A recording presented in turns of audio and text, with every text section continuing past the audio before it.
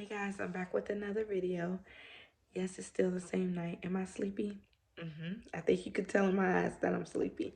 But it's too early for me to go to bed right now because if I go to bed now, I'm gonna be up at like 4 o'clock in the morning, and that's against my religion. 4 o'clock in the morning. If I'm not woken up by God, don't wake me. So I'm not going to bed yet. I'm gonna wait until that good old alarm clock go off. So it's time for me to get ready for church. So, anyways, by one of my cousins, I got a request to make this video about how me and my fiance met because she says it is such a testimony and it's a beautiful testimony. So, I just want to give my testimony.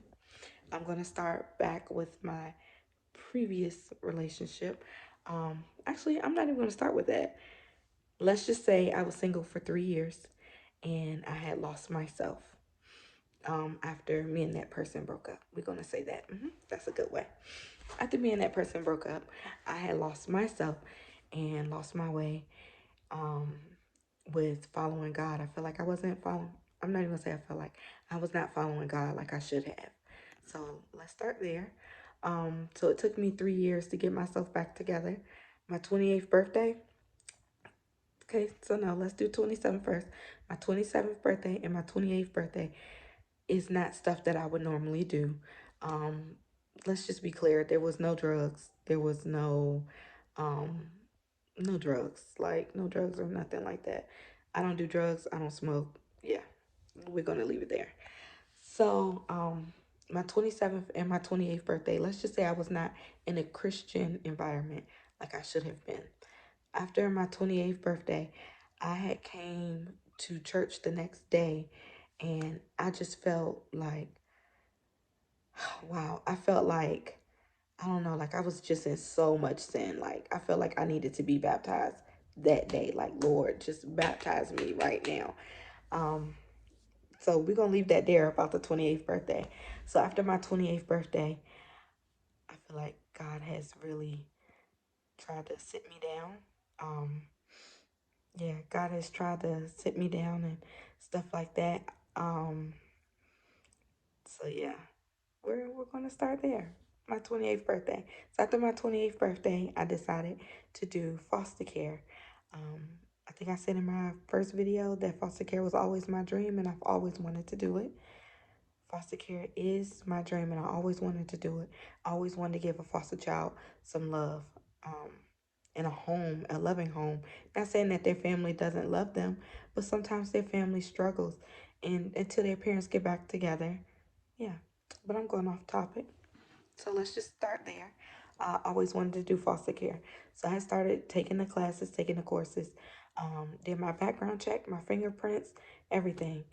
Um, that summer, my grandfather, I was getting ready to leave his house. We go there like every Wednesday. My grandfather is a bishop, but he knows how to, they call him the matchmaker. Let's just put that there. They call him the matchmaker. He told me while we was getting ready to leave, I want to say it was like 4th of July or something, he grabbed my hand and stopped me and said, you you need to get yourself in order. And I was like, okay, like what's happening? Mind you, this is before my birthday. He was like, you need to get yourself in order. And he's like, cause your husband is getting ready to come. And I looked at him like, this man is crazy. I ain't even talking to nobody. Like, not nobody serious. I was talking to someone, but it wasn't like serious. And I remember me telling, um, this was back in 2020. Yeah, 2020 before my godsons was born. My godsons was born October the 25th. So I had told this guy that I had known for a while, and we tried to talk a few times, but it didn't work. I was telling him that, I want to find somebody consistent and loyal and loving because I don't want to just be that godmother that's single. Like I want to, cause I have all sisters. So boys, what am I gonna? I'm a straight girl. Like I've climbed trees and stuff, but that was so long ago. Like, so I was like, I know they're gonna have a father, but when they need somebody to fall back on, I want to be able to have that partner that is going to be there for my godson. Someone that's going to love them like their own and love God. First, love God, but love my godsons like their own. So we were talking about that. And then we tried to talk. It didn't work out again. So when my grandfather said that, I'm like, I'm not even talking to nobody. What you mean my husband is getting ready to come? Like, so I told you I was going through the foster care process, and I told my friend to pray for me, and I kept hearing her say, mm. And then she was like, I'm sorry, God keep telling me to tell you this. And I'm like, okay. Like, I'm like, oh Lord, I'm about to get in trouble. My 28th birthday was, it was a mess. I'm like, oh Lord, he's about to get me. And she was like, he telling you that you need to get ready because your husband getting ready to come. And I just was like, okay, okay. My husband is getting ready to come. Like, okay. So I forgot my grandfather said it first. Then she said it next. So when we met, he was in Boston. Um, no, we had met through a friend. Let me start there. We had met through a friend. And then after we met through that friend, um, we talked on the phone. Like our first night on the phone, we talked a good 3 hours.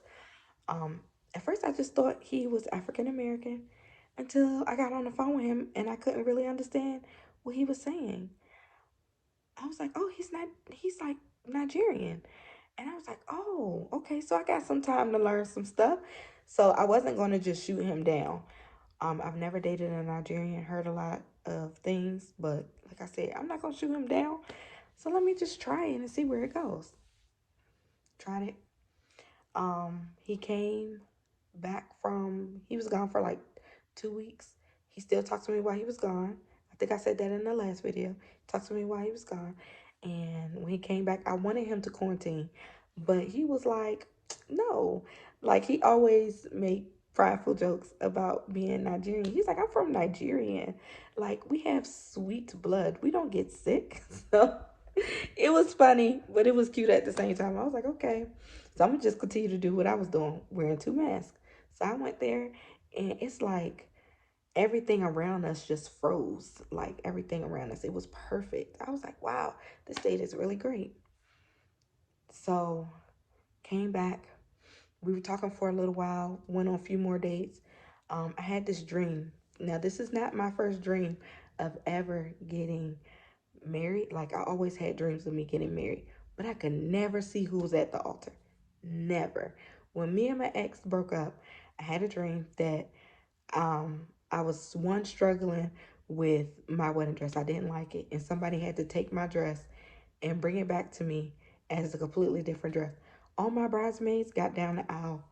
Okay, me, I had to go through a maze, and if you know me very well, I suck at mazes. I can't do them. Like I suck at them.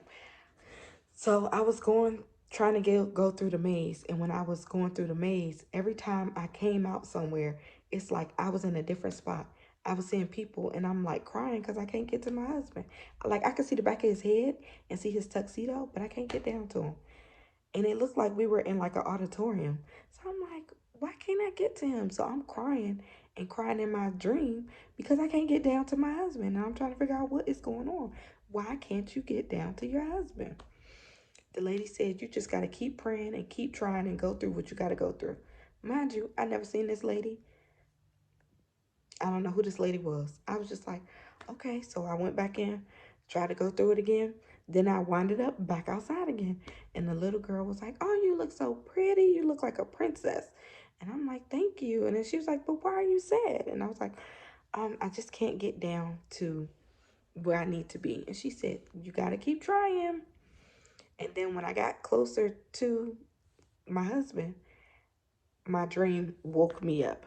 Sucks, right? I know you was getting chills.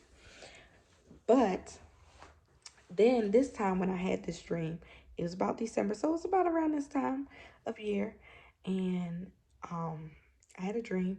And it was like we were in the back of my church where, so I danced. We were in the back of the church where we like practice dance at. I know you guys can't see and you guys don't know, but yeah, we was in the back of the church where we danced at. And one of my dance sisters was holding some fabric because it looks like my bridesmaids weren't together. So I'm assuming God is warning me what's about to happen because, yeah, I really do got that feeling. And everything that's been happening in this dream has been legit happening around me. So she was cutting some burgundy fabric and it was see-through. And I'm like, okay. So I'm still trying to figure out what that means. But I'm like, okay. So she cutting this burgundy fabric and it's see-through. So I'm like, okay, okay. And everybody, I was like, well, if you ain't got your dress, you're just not walking. If your dress is not altered, I don't care. You're just not walking. You're not about to ruin my day. So I'm back there fussing, which hopefully I don't have to do that, but it might happen.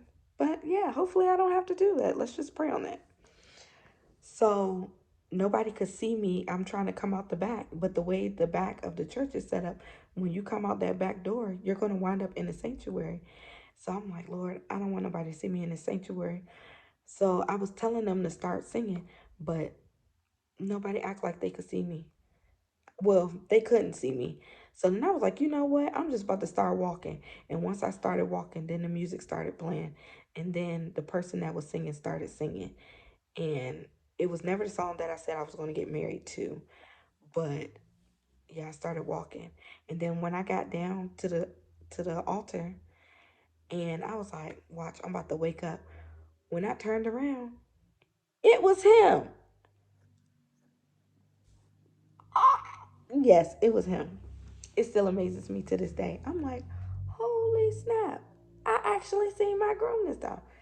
So mind you, my friend prayed for me and was like, God told me that your husband getting ready to come. I call her and I'm like, sis, I think I think he's my husband. And she was like, wait a minute. I ain't say when he coming. I just said God said that he's coming. And I'm like, no. I think God be trying to talk to me in my dreams. So I'm trying to explain it to her. She said, well, sis, all you gotta do is just pray on it. I prayed on it and prayed on it and prayed on it.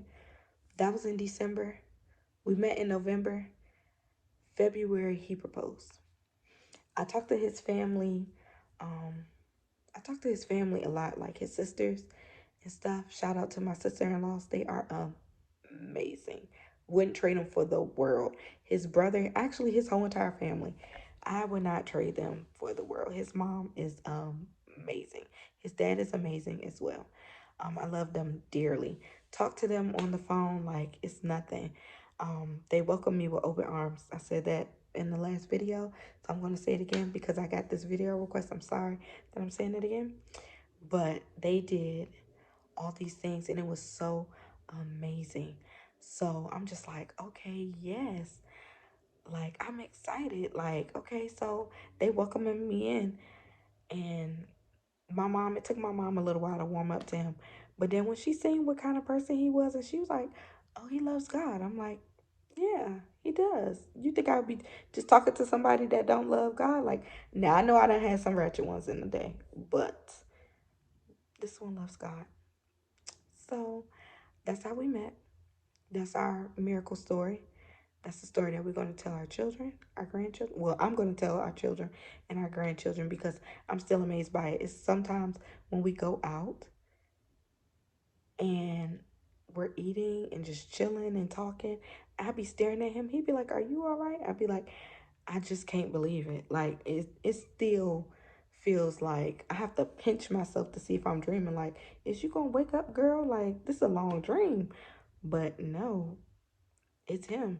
And I'm like, so my cousin, shout out to my baby cousin, she told me that God had his hands all up in that because he wanted to make sure that y'all met. When I was a little girl, I used to write notes to my husband, to my future husband. I don't know why it's little girls' dreams to always get married. We just think it's like this little fairy tale. But really, after the wedding, it's about to get rough, sus. You just gotta keep God first and move in God's direction. But yeah, so that was that.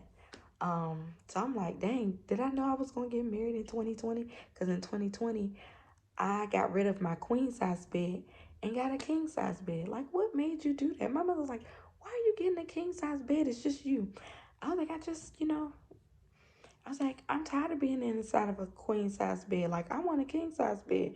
And I was so serious about that thing and I bought it. I'm like, what made you do that?